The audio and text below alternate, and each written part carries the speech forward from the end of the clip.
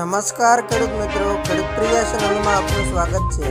આજે તારીખ 7 જુલાઈ 2023 રાત્રિના મહત્વના હવામાન સમાચાર ચેનલમાં નવા આવો તો સબસ્ક્રાઇબ કરી લેજો।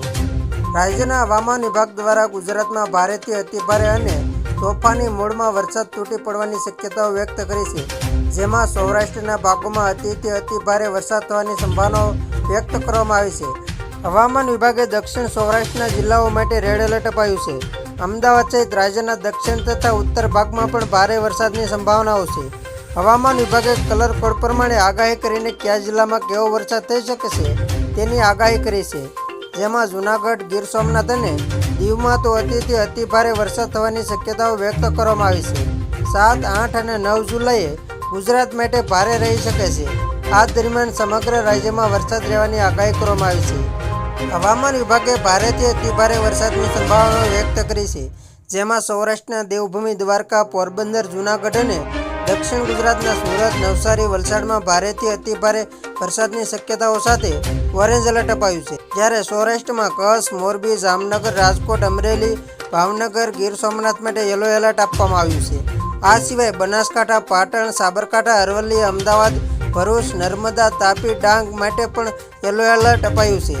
8મી તારીખે ગુજરાત માટે ભારે રહેવાની સંભાવના વ્યક્ત કરવામાં આવી છે। જૂનાગઢ, ગીર સોમનાથ અને દીવ માટે રેડ એલર્ટ અપાયું છે, જ્યારે સૌરાષ્ટ્ર અને કચ્છના જામનગર અને ભાવનગર સિવાયના ભાગો માટે ઓરેન્જ એલર્ટ આપવામાં આવ્યું છે।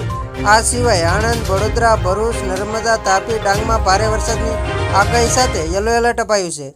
દક્ષિણ ગુજરાતના સુરત, નવસારી અને વલસાડ માટે ઓરેન્જ એલર્ટ આપવામાં આવ્યું છે। 9મી જુલાઈએ હવામાન વિભાગે સૌરાષ્ટ્ર, કચ્છના પાટણ, દેવભૂમિ દ્વારકા, પોરબંદર માટે ઓરેન્જ એલર્ટ આપવામાં આવ્યું છે।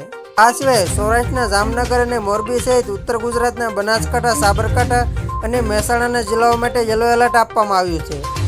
11મી તારીખની હવામાન વિભાગે ભારે વરસાદની આગાહી કરી છે, પરંતુ તે બનાસકાંઠા અને પાટણ માટે છે। આ સિવાયના ભાગોમાં વરસાદ રહેવાની શક્યતાઓ છે, પરંતુ જોર ઘણું ઘટી જશે। રાજ્યમાં ભારે વરસાદની આગાહીનું કારણ આપતા અમદાવાદ હવામાન કેન્દ્રના ડાયરેક્ટર ડોક્ટર મનોરમા મોતીએ જણાવ્યું છે કે ઉત્તર પૂર્વીય અરબી સમુદ્ર પર સર્ક્યુલેશન બનેલું છે।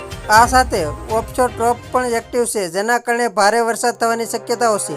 આ સિવાય પૂર્વ પશ્ચિમનું શિયર ઝોન પણ આગળ વધવાની શક્યતાઓ છે, જેની અસર પણ ગુજરાત પર રહેશે। તો ખેડૂત મિત્રો, આ હતા રાત્રિના મહત્વના હવામાન સમાચાર। ફરી વખત મળશું નવી અપડેટ સાથે। ત્યાં સુધી જોતા રહેજો ખેડૂત પ્રિય યુટ્યુબ ચેનલ।